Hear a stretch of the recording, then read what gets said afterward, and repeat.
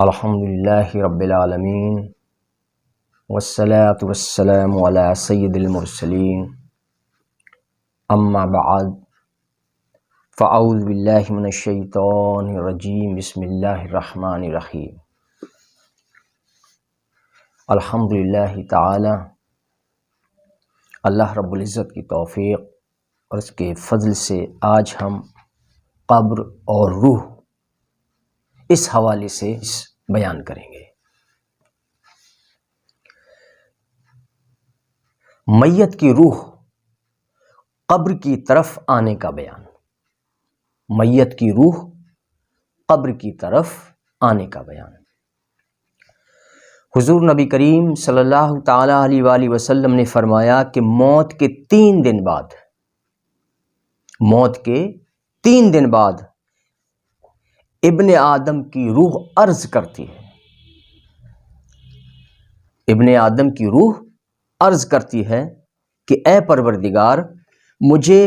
اذن بخش تاکہ میں جاؤں اور اس مردہ جسم کو دیکھوں۔ یعنی کہ روح اللہ تبارک و تعالیٰ کی بارگاہ میں عرض کرتی ہے اور اجازت چاہتی ہے، اس سے اجازت طلب کرتی ہے کہ اے میرے پروردگار مجھے اجازت عطا فرما تاکہ میں جاؤں اور اس مردہ جسم کو دیکھوں جس کے اندر میں رہا کرتی تھی۔ روح یہ عرض گزار ہوتی ہے اللہ تبارک و تعالیٰ کی بارگاہ میں کہ اے اللہ مجھے اجازت دے تاکہ میں اس جسم کو دیکھوں جس جسم کے اندر میں تھی۔ تو اللہ تعالیٰ اسے اجازت عطا فرماتا ہے، پس وہ اپنے مردہ جسم کی طرف آتی ہے اور اسے دور سے دیکھتی ہے۔ اس وقت میت کے جسم و ناک اور منہ سے پانی جاری ہو رہا ہوتا ہے، پس وہ بہت دیر تک روتی ہے، پھر کہتی ہے اے میرے پیارے جسم کیا تو زندگی کے ان دنوں کو یاد کرتا ہے؟ اور یہ تو بلا اور بحشت و غم اور ندامت اور تکلیف و پریشانی کی جگہ ہے۔ یعنی روح کہتی ہے کہ یہ جو قبر ہوتی ہے یہ تو بلا کا گھر ہے، بحشت کا گھر ہے، غم اور ندامت کا گھر ہے، تکلیف اور پریشانی کا گھر ہے، یہ جگہ ہے، یہ ان سب چیزوں کی جگہ ہے۔ پھر جب 5 دن گزرتے ہیں، یہ تو 3 دن کا ہے کہ روح جاتی اور کیا کہتی قبر پر جا کر، جب میت کو دیکھتی ہے تو اس میت کے جسم و ناک اور منہ سے پانی جاری ہو رہا ہوتا، اس وقت یہ کہتی ہے، پھر وہ روتی ہے، کچھ دیر تک روتی ہے، پھر کہتی اے میرے پیارے جسم کیا تو زندگی ان دنوں کو یاد کرتا ہے؟ یعنی ان دنوں کی یاد دلاتی جب وہ دنیا میں تھا۔ پھر یہ کہتی ہے کہ دیکھو آج تیرا جسم ہے یہ کہاں ہے؟ پھر وہ یاد دلاتی ہے کہ دیکھ ایک وقت تھا کہ تو دنیا میں تھا، آج تو کہاں ہے اور تیرا کیا حال ہے یہاں۔ پھر جب 5 دن گزرتے ہیں تو روح پھر عرض کرتی ہے اے میرے رب مجھے اذن بخش تاکہ میں اپنے مردہ جسم کو دیکھوں۔ تو اللہ تعالیٰ اسے اجازت دیتا ہے، پس وہ اپنے مردہ جسم کی طرف آتی ہے اور اسے دور سے دیکھتی ہے، اور تحقیق اس کے جسم اور ناک و منہ اور کانوں سے خون و زرد پانی اور پی بہہ رہی ہوتی ہے۔ تو پھر روح بہت دیر تک روتی ہے، جب یہ منظر دیکھتی ہے تو روح بہت دیر تک روتی ہے، پھر کہتی ہے اے میرے پیارے بدن کیا تجھے زندگی کے دن یاد آتے ہیں؟ اور یہ تو غم و الم اور پریشانی و کیڑوں مکوڑوں اور سانپ اور بچھوؤں کا گھر ہے، اور کیڑے تیرا گوشت کھاتے ہیں اور تیری کھال کو بھی جسم سے جدا کر دیا ہے۔ وہ روح کہتی ہے کہ تیری کھال کو ان کیڑے مکوڑوں نے جسم سے جدا کر دیا ہے اور تیرا گوشت کھا رہے ہیں یہ کیڑے، اور تیرے اعضاء کو متفرق یعنی الگ الگ کر دیا ہے، اور تیرے اعضاء کو متفرق کر دیا ہے۔ پھر میت کی موت کے 7 دن بعد پھر روح عرض کرتی ہے اے میرے پروردگار مجھے اذن بخش تاکہ میں اپنے جسم کو دیکھوں تو اللہ تعالیٰ اسے اذن دیتا ہے، پس وہ اپنی قبر کی طرف آتی ہے اور اسے دور سے دیکھتی ہے، اور تحقیق اس کے جسم میں کیڑے پڑ چکے ہوتے ہیں۔ یہ 7واں دن ہے کہ اس کے جسم میں کیڑے پڑ چکے ہوتے ہیں۔ پس پھر وہ روح بہت روتی ہے اور کہتی ہے، اے میرے پیارے جسم، کیا تجھے زندگی کے دن یاد آتے ہیں کہ کہاں ہیں تیرے گھر والے اور کہاں ہیں تیرے عزیز و اقارب، اور تیرے دوست کہاں ہیں، اور تیرے ہمسائے جو تیرے ہمسائیگی میں خوش تھے؟ لیکن اللہ کے مقرب مخصوص بندوں کا جو حال ہوتا ہے قبر کے اندر، ان کے جسموں کا حال وہ اس سے مختلف ہوتا ہے۔ ان کے جسم تر و تازہ رہتے ہیں، کیونکہ اللہ تبارک و تعالیٰ کی حفاظت میں ہوتے ہیں وہ جسم، جو اللہ کے مقرب اور مخصوص بندے ہوتے ہیں، جو نیک مومن بندے ہیں۔ اور اللہ تبارک و تعالیٰ جن کے جسموں کو صحیح سالم رکھنا چاہتا ہے، وہ قبر کے اندر بھی محفوظ رہتے ہیں، اور جو گنہگار ہیں، مجرم ہیں، یا اللہ تبارک و تعالیٰ جن کے جسموں کو محفوظ نہیں رکھنا چاہتا، ان کا حال یہی ہونا ہے کہ ان کے جسموں کو کیڑے مکوڑے کھائیں گے، ان کے جسموں سے پانی بہہ رہا ہوگا، پیپ بہہ رہا ہوگا،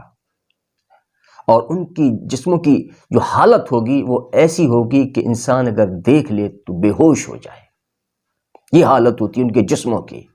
جگہ جگہ کیڑے پڑ جاتے ہیں ان کے جسموں میں، بہت خراب حالت ہوتی ہے۔ لیکن اللہ جسے صحیح و سالم رکھے اس کی بات الگ ہے۔ روح کا گھر والوں کی خیرگیری کرنا۔ حضرت ابو ہریرہ رضی اللہ تعالیٰ عنہ سے روایت ہے کہ سرور کائنات صلی اللہ تعالیٰ علیہ وآلہ وسلم نے فرمایا کہ جب مومن مرتا ہے تو اس کی روح اس کے گھر کے گرد 1 ماہ تک گھومتی ہے۔ کہ جب مومن مرتا ہے تو اس کی روح اس کے گھر کے ارد گرد 1 ماہ تک گھومتی ہے، اس کے گرد 1 ماہ تک گھومتی ہے، اور اپنے گھر والوں کو دیکھتی ہے کہ وہ اس کا چھوڑا ہوا مال کس طرح آپس میں بانٹتے ہیں اور میت کا قرض کیسے چکاتے ہیں۔ پس جب ماہ گزر جاتا ہے تو وہ اپنی قبر کے گرد 1 سال تک گھومتی ہے۔ 1 مہینہ تو اپنے گھر کے گرد یعنی چاروں طرف وہ گھومتی ہے، اور پھر 1 سال تک اپنی قبر کے گرد یعنی اس کے چاروں طرف وہ روح گھومتی 1 سال تک، اور دیکھتی ہے کہ اس کے لیے کون دعا کر رہا ہے۔ وہ یہ دیکھتی ہے کہ اب میری قبر پر آ کر میرے لیے کون مغفرت کی دعا کر رہا ہے، کون مجھے ایصال ثواب کر رہا ہے، یہ سب دیکھا کرتی ہے روح 1 سال تک، اور کون غم کر رہا ہے۔ پھر جب سال گزرتا ہے تو وہ روح اوپر چلی جاتی ہے جہاں دوسرے مومن کی روحیں جمع رہتی ہیں اس دن تک جس میں سور پھونکا جائے گا۔ حضرت ابن عباس رضی اللہ تعالیٰ عنہ سے روایت ہے کہ عیدین یعنی کہ عید الفطر اور عید الاضحیٰ، عید بقرعید ایسے سمجھ لیں آپ۔ عیدین یہ تثنیہ کا صیغہ ہے، عیدین یعنی دونوں عیدیں، اور عاشورہ یعنی محرم کی 10 تاریخ، اور شعبان کی رات، اور جمعہ کے روز، اور رجب کی پہلی جمعرات، رجب کی پہلی جمعرات، یہ تاریخیں اور دن ہیں۔ ان دنوں میں یعنی کون کون ہو گیا؟ عیدین، عاشورہ، شعبان کی رات اور جمعہ کے روز، اور رجب کی پہلی جمعرات کو روحیں اپنے گھروں کے دروازوں پر کھڑی ہو کر کہتی ہیں، یعنی روحیں اپنے گھروں کے دروازوں پر آتی ہیں عیدین میں، عاشورہ اور شعبان کی رات، یعنی کہ شب برات کی جو رات ہوتی ہے شب برات کی، اس رات میں اور جمعہ کے روز اور رجب کی پہلی جمعرات کو روحیں اپنے گھروں پر آتی ہیں اور اپنے گھروں کے دروازوں پر کھڑی ہو کر کہتی ہیں کہ اس رات میں ہم پر رحم کرو۔ روحیں کہتی ہیں اپنے جب گھروں پر آتی ہیں تو کیا کہتی ہیں کہ ہم پر رحم کرو، صدقہ یا مفلس و محتاج کو کھانا دے کر ہمیں ایصال ثواب کرو۔ یہ روحوں کی آواز ہوتی ہے، یہ ندا ہوتی ہے ان کی کہ وہ ہمیں ایصال ثواب کرو۔ یہ وہ کہتی ہیں روحیں، یہ ان کی طلب ہوتی ہے، آرزو ہوتی ہے، تمنا ہوتی ہے کہ میرے گھر سے کوئی کچھ ہمیں صدقہ ملے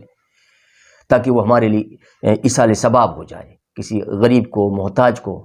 کوئی صدقہ کر دے، کوئی خیرات کر دے، کوئی ایسا نیکی کا کام کر دے میری طرف سے۔ روحیں چاہتی ہیں، ان کی یہ طلب ہوتی ہے، ان کی خواہش ہوتی ہے کہ کوئی میری طرف سے صدقہ خیرات کرے اور کوئی نیک کام کرے میری طرف سے، تاکہ وہ اس کا جو نیک کام ہے وہ میرے لیے باعث ثواب ہو جائے۔ تو اس طرح کی وہ خواہش کرتی ہیں۔ اور اگر تم اس کی طاقت نہیں رکھتے ہو، روحیں کہتی ہیں، بلکہ وہ کہتی کیا، وہ ان کا اپنا ایک زبان حال ہوتا ہے، ان کی ایک خواہش ہوتی ہے، حالانکہ ان کی آواز تو ہم تک نہیں پہنچتی، لیکن ان کا اپنا ایک زبان حال ہوتا ہے، ان کی خواہش ہوتی ہے، آرزو ہوتی ہے کہ کاش میرے گھر سے ہمیں کچھ مل جائے، آج کچھ ثواب ہمیں مل جائے۔ تو روحیں کہتی ہیں کہ مفلس کو، محتاج کو کھانا دے کر یا صدقہ کر کے ہمیں ایصال ثواب کرو، اور اگر تم اس کی طاقت نہیں رکھتے تو اس شب مبارک میں 2 رکعت نماز ایصال ثواب سے ہمیں یاد کرو، یعنی 2 رکعت نماز میرے لیے پڑھ دو تاکہ وہ ہمیں ایصال ثواب ہو جائے، ہم تک پہنچ جائے، تاکہ وہ میرے لیے ایصال ثواب بن جائے۔ یہ دعا کرتی ہیں وہ، یہ خواہش کرتی ہیں وہ۔ کیا کوئی ہے جو ہمیں یاد کرے؟ کیا روحیں کہتی ہیں کیا کوئی ہے جو ہمیں یاد کرے؟ کیا کوئی ہے جو ہم پر رحم کرے؟ اور ہمارے اعمال نامے لپیٹے جا چکے ہیں۔ روحیں کہتی ہیں کہ ہمارے اعمال نامے تو لپیٹے جا چکے ہیں اور تمہارے اعمال نامے ابھی کھلے ہوئے ہیں، اور اب ہم تمہارے محتاج ہیں۔ روحیں کہتی ہیں اپنے گھر والوں سے کہ ہم تمہارے محتاج ہیں، اس لیے دعا کے وقت ہمیں نہ بھولو۔ اس لیے دعا کے وقت، یعنی جب دعا کرو اپنے لیے تو روحیں کہتی ہیں میرے لیے بھی دعا کرو، مغفرت کی دعا کرو، میرے لیے بھی دعا کرو، اور ہمیں نہ بھولو دعا کے وقت۔ اور جب فوت شدہ لوگ اپنے گھر والوں سے صدقہ یا دعا لیتے ہیں تو وہ خوشی و مسرت کے ساتھ واپس لوٹتے ہیں۔ جیسے کسی نے دعا کی اپنے لیے اور اپنے گھر والوں کے لیے جو فوت ہو چکے ہیں، تو فوت شدہ گھر والوں کے لیے جب وہ دعا کرتا ہے، ان کی مغفرت کی دعا کرتا ہے، جب وہ یہ چیزیں دعا مل جاتی ہیں ان کو، اور کوئی ان کی طرف سے صدقہ ہوتا ہے تو صدقہ مل جاتا ہے، تو وہ خوشی مسرت کے ساتھ واپس لوٹتے ہیں۔ اور اگر وہ کچھ نہ پائیں تو محروم اور غم زدہ اور نا امید ہو کر واپس لوٹتے ہیں۔ روحیں کہاں رہتی ہیں؟ روحیں قبض ہونے کے بعد مومن کی روحیں جنت میں سبز پرندوں کے جسموں میں رہتی ہیں، اور کفار کی روحیں جہنم کے طبقہ سجین میں رہتی ہیں۔ مومن کی روحیں کہاں رہتی ہیں؟ جنت میں سبز پرندوں میں، سبز پرندوں کے جسموں میں رہتی ہیں۔ جنت میں سبز پرندوں کے جسموں میں رہتی ہیں، اور کفار یعنی کافروں کی روحیں کہاں رہتی ہیں؟ جہنم کے طبقہ سجین میں رہتی ہیں۔ اور یہ بھی کہا گیا کہ دوزخ میں سیاہ پرندوں کے جسموں میں ہوتی ہیں، کالے پرندے جو جہنم میں ہوتے ہیں ان کے جسموں میں، یہ بھی کہا گیا کہ ان کے جسموں میں رہتی ہیں۔ اور یہ بھی کہا گیا ہے کہ جب مومن کی روحیں قبض ہو جاتی ہیں تو انہیں رحمت کے فرشتے عزت و اعزاز کے ساتھ آسمان پر لے جاتے ہیں۔ پھر اللہ تعالیٰ کے حکم سے ایک ندا کرنے والا کہتا ہے کہ اسے علیین میں لکھ دو، پھر اس کو دنیا میں واپس کر دو، پھر مومن کی روح کو اس کے بدن میں لوٹا دیا جاتا ہے اور اس کے لیے جنت کا دروازہ کھول دیا جاتا ہے اور وہ جنت میں اپنا مقام دیکھتا ہے۔ اور جب کفار کی روحیں جب نکالی جاتی ہیں تو عذاب کے فرشتے اسے آسمان کی طرف لے جاتے ہیں، تو ایک ندا دینے والا کہتا ہے اسے اس کے بدن میں لے جاؤ اور اس کی قبر تنگ کر دو، اس کے لیے جہنم کی طرف دروازہ کھول دو، پس وہ اس میں اپنا مقام دیکھتا ہے۔ اور جو روحیں نعمتوں و راحتوں کی اہل ہوتی ہیں انہیں نعمتیں و راحتیں دی جاتی ہیں، اور جو روحیں عذاب کی اہل ہوتی ہیں تو انہیں عذاب دیا جاتا ہے۔ اور انبیاء اکرام علیہم السلام کی روحیں جنت اور لحد میں اپنے اپنے جسموں میں ہوتی ہیں اور اپنے رب کو سجدہ کرنے والی ہوتی ہیں، اور شہداء کی روحیں جنت کے سبز پرندوں میں جہاں چاہیں وہاں جنت میں اڑتی پھرتی ہیں، شہیدوں کی روحیں۔ اور چھوٹے بچوں کی روحیں جنت کے گرد گھومتی ہیں، چھوٹے بچوں کی جو روحیں، جو چھوٹے بچے فوت ہو جاتے ہیں ان کی روحیں جنت کے گرد یعنی جنت کے چاروں طرف گھومتی ہیں، اور ان مومنین کی روحیں جن پر قرض یا حق تلفی کے مطالبے ہیں، یعنی اس نے نیک تو کام کیے دنیا میں لیکن وہ قرض دار تھا کسی کا، اس کا قرض نہیں لوٹایا اور مقروض ہو کر مرا، یا کسی کا حق اس پر باقی تھا اس نے وہ حق ادا نہیں کیا، تو ایسے لوگوں کی روحیں کہ ان کی روحیں فضا میں معلق رہتی ہیں، یعنی نہ وہ زمین کی رہیں نہ وہ آسمان کی رہیں، ہوا میں معلق لٹکی رہتی ہیں، وہ نہ ادھر کی نہ ادھر کی۔ اس لیے کہتے ہیں کسی کا قرض لو تو اس کو ادا کر دو، کسی کا حق تم پر ہو تو اس کو حق کو ادا کر دو۔ تو وہ نہ تو وہ جنت پہنچ سکتی ہیں، ایسے لوگوں کی روحیں جنہوں نے کسی کی حق تلفی کی، کسی کا قرض لیا اس کا واپس نہیں کیا تو مقروض ہو کر مرا،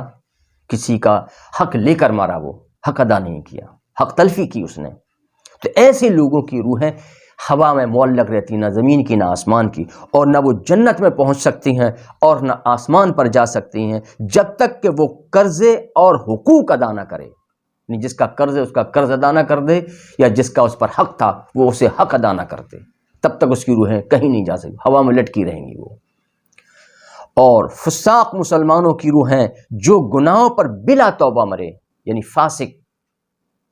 و فاجر جو اعلانیہ گناہ کرتے اور توبہ بھی نہیں کی، ایسے لوگوں کی روحیں کہ جو بلا توبہ مرے پس ان کی قبروں میں ان کے بدن کے ساتھ عذاب دیا جاتا ہے، جو بغیر توبہ کے مر گئے، جن کی توبہ قبول ہی نہیں ہوئی اور انہوں نے توبہ کی ہی نہیں، اور کی تو قبول نہیں ہوئی کسی وجہ سے، یہ اللہ بہتر جاننے والا ہے۔ تو ایسے، یا پھر اللہ جن کو عذاب دینا چاہتا ہے، جو کہ بڑے مجرم ہیں، بڑے گنہگار ہیں، یا پھر کفار ہیں، تو ایسے لوگوں کی روحیں قبروں میں ان کے بدن کے ساتھ رہتی ہیں اور انہیں عذاب دیا جاتا ہے، اور کافروں و منافقوں کی روحیں وہ راہ جہنم کے طبقہ سجین میں رہتی ہیں۔ اور اسی کے ساتھ ہی آج کی ہم اپنی اس گفتگو کو ختم کر رہے ہیں۔ وما علینا الا البلاغ المبین۔